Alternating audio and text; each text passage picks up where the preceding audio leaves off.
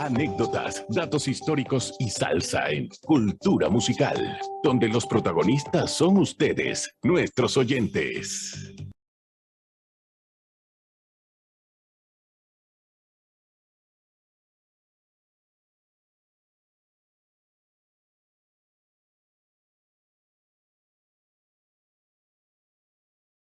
Para nuestra siguiente entrevista. Profesor, ¿está listo nuestro invitado? Sí, ya tenemos comunicación con don Irving Muñoz, comisionado retirado de la Policía Nacional, con quien vamos a conversar en la mañana de hoy. Don Irving Muñoz, buenos días.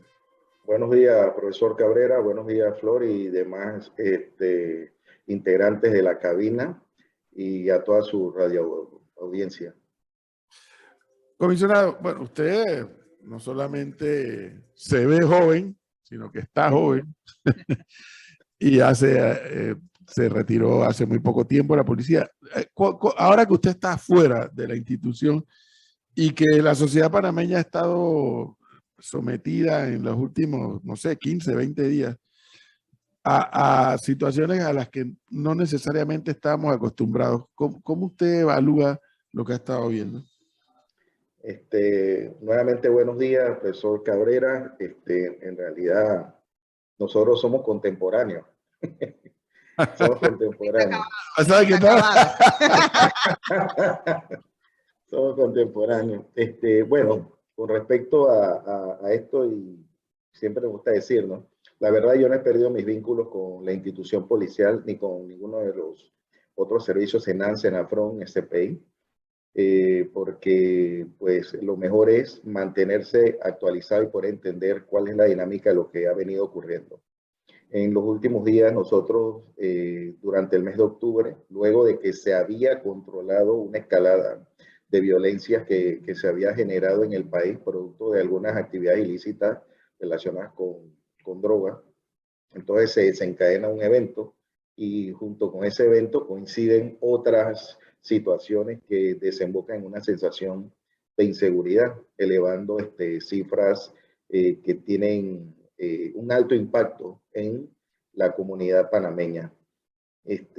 Hablamos de los casos de secuestro, las tres personas que encontraron rumbo al vertedero de basura de Patacón, y el caso que fue más sonado y que más ha generado impacto dentro de la comunidad, que es el caso de la discoteca Espacio Panamá en el área de Santana.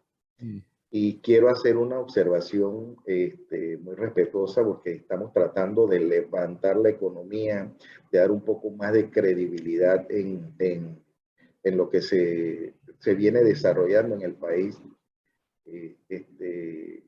Cuando yo escuché la noticia dijeron, en el casco antiguo, dije, caramba, esto es mortal para la economía y para el turismo nuestro, puesto que uno de los puntos íconos de la ciudad capital de visita de todo turista es el casco antiguo.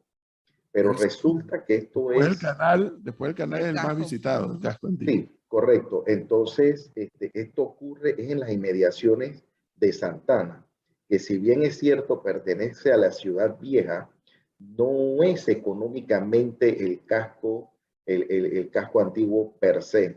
Entonces, las características de este lugar donde se dan estos eventos son características más particulares de otras áreas como en la misma Santana, hacia Callecá, como podemos hablar también de algunos otros lugares como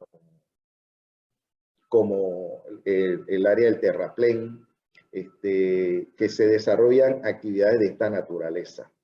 Pero este tipo de actividades, que se han venido dando y que generan este alto impacto en la comunidad, no son de manera exclusiva de los estamentos de seguridad.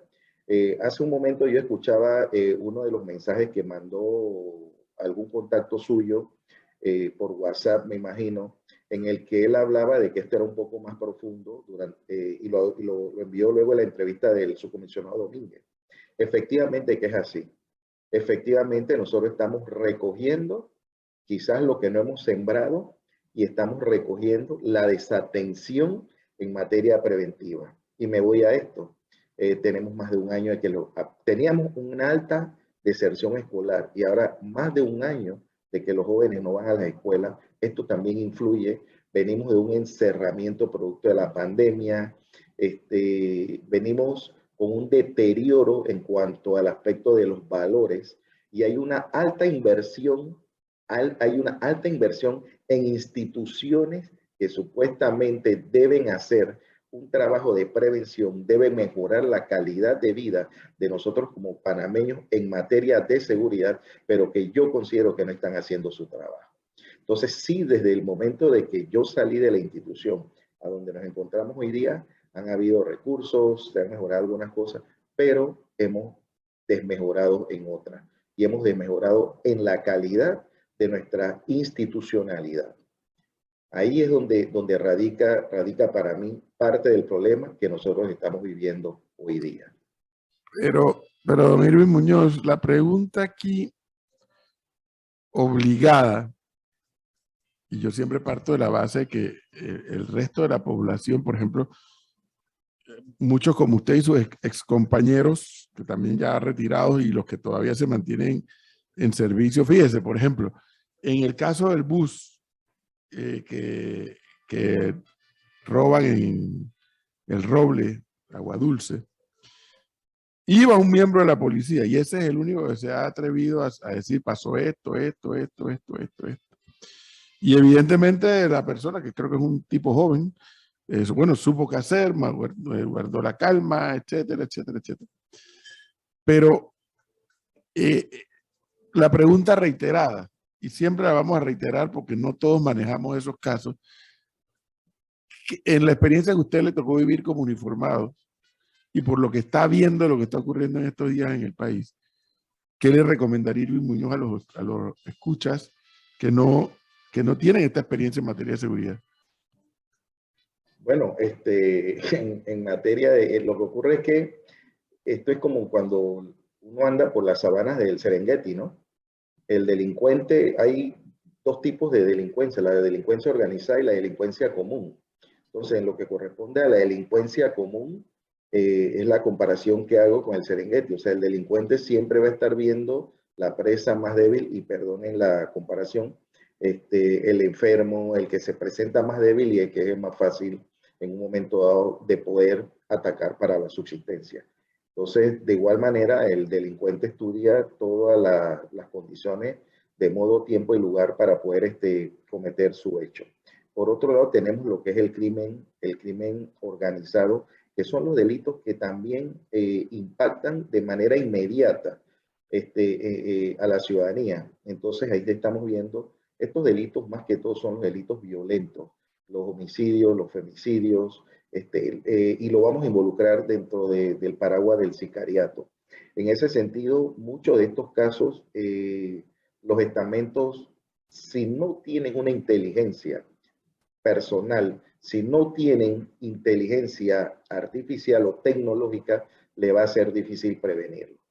Pero a la ciudadanía, lo primero que yo le puedo decir en los casos, como el caso del Roble, es que hay que mantener la calma. Despójese de lo que usted le pide, trate de preservar su vida, trate de salir ileso de ese evento y por otro lado contribuya con las autoridades para que las autoridades entonces puedan hacer la parte que corresponde de perseguir el delito.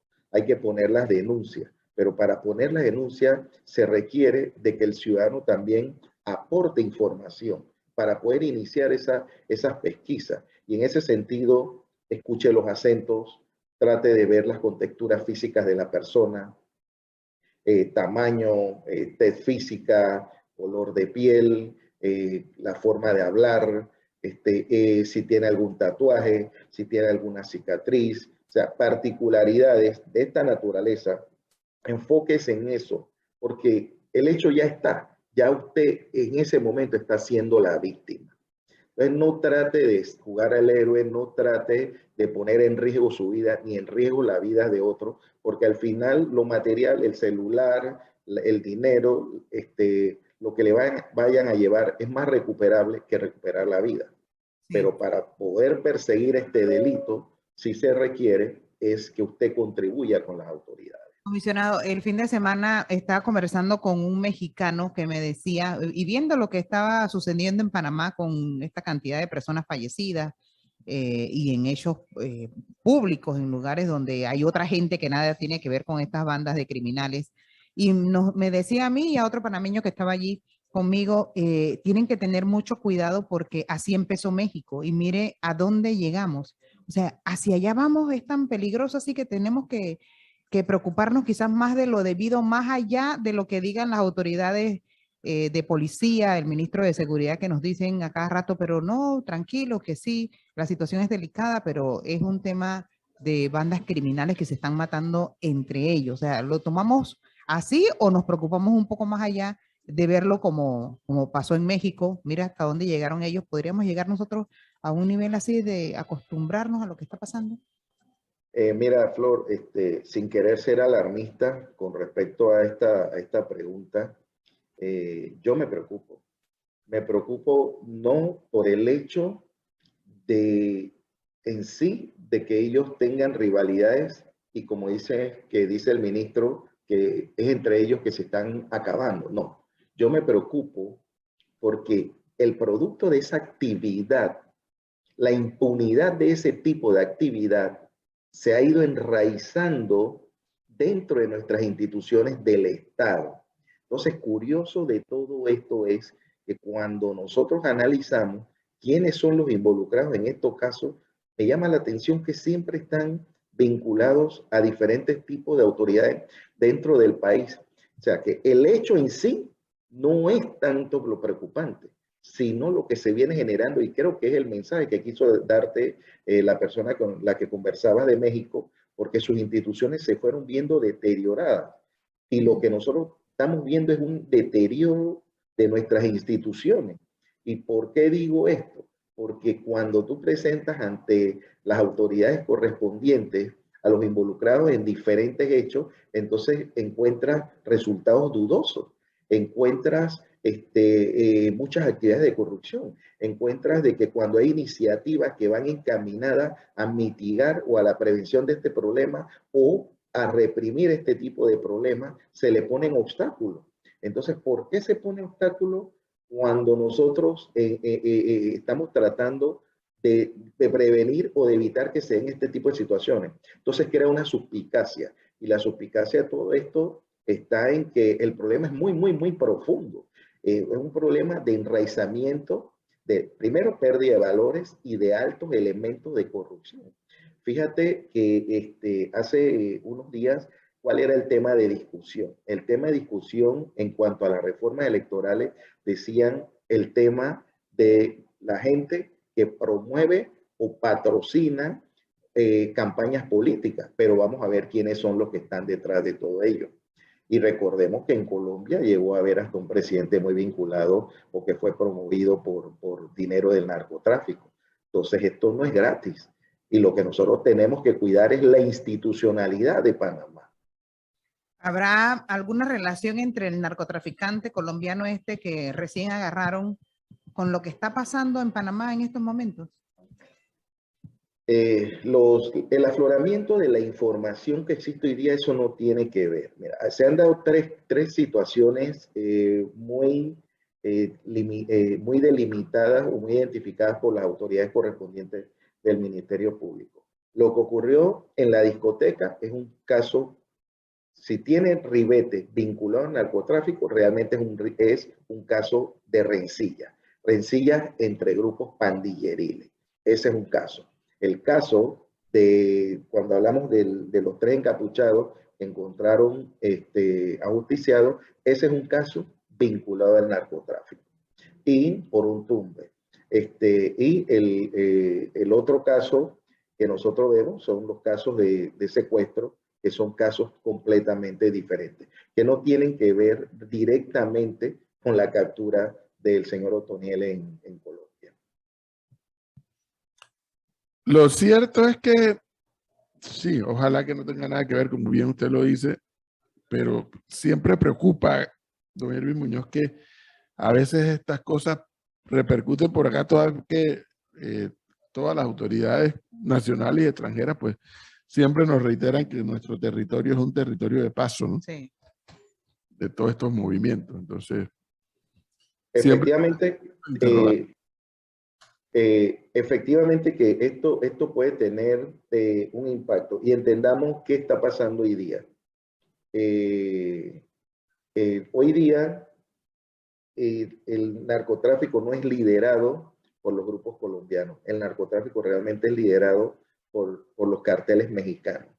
Entonces, entre el que produce y entre el que lidera o trafica, tiene que haber el que se encargue de la custodia y la logística para que ese tipo de sustancia llegue a los mercados que ellos necesitan. Entonces, ese es el acuerdo que se ha hecho con las pandillas en Centroamérica, que son los que ven la parte logística. O sea, Panamá, siendo un hub de las Américas en materia de logística, por la posición geográfica que tenemos, la cercanía al país más productor o a los países más productores, porque también tenemos que reconocer que históricamente el oro que salía del Perú pasaba por Panamá. Es decir, de que Panamá siempre ha sido una ruta, y es una ruta para los mercados del Caribe, el Atlántico, Europa.